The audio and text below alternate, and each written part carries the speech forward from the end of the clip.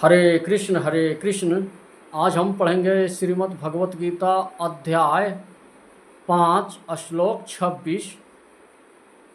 काम क्रोध व्युत्थानम यतीनाम यच्चेतसाम अभितो ब्रह्म निर्माणम वर्तते विजितात्म नाम। यहाँ पर भगवान श्री कृष्ण कह रहे हैं, जो लोग क्रोध तथा समस्त भौतिक इच्छाओं से रहित है, जो स्वरूप सिद्ध आत्मसंयमी है और संसिद्धि के लिए ही निरंतर प्रयास करते रहते हैं, उनकी मुक्ति निकट भविष्य में सुनिश्चित है। अर्थात मोक्ष के लिए सतत प्रयत्नशील रहने वाले साधु पुरुषों में से जो कृष्ण भावना भावित होता है, वह सर्वश्रेष्ठ है। इस तथ्य की पुष्टि भागवत में की गई है। भक्ति पूर्वक भगवान वासुदेव की पूजा करने का प्रयास तो करो।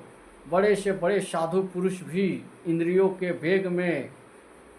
वेग को उतना कुशलता से रोक पाने में समर्थ नहीं हो पाते, जितना कि वे जो सकाम कर्मों की तीव्र इच्छा को समूल नष्ट करके और भगवान के चरण कमलों की सेवा करके दिव्य आनंद में लीन रहते हैं।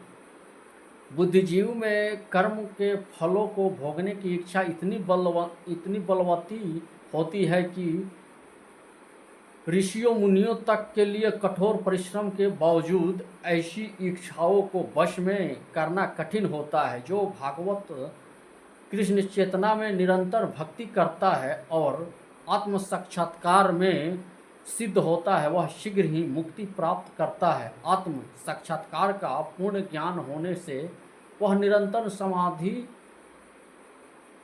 समाधियस्या रहता है। ऐसा ही एक उदाहरण दिए जा रहे हैं। हरे कृष्ण। मछली, कछुआ तथा पक्षी केवल दृष्टि चिंतन तथा स्पर्श में अपनी संतानों को पालते हैं। पहाज में भी उसी तरह करता है। मछली अपने बच्चों को केवल देखकर बड़ा करती है।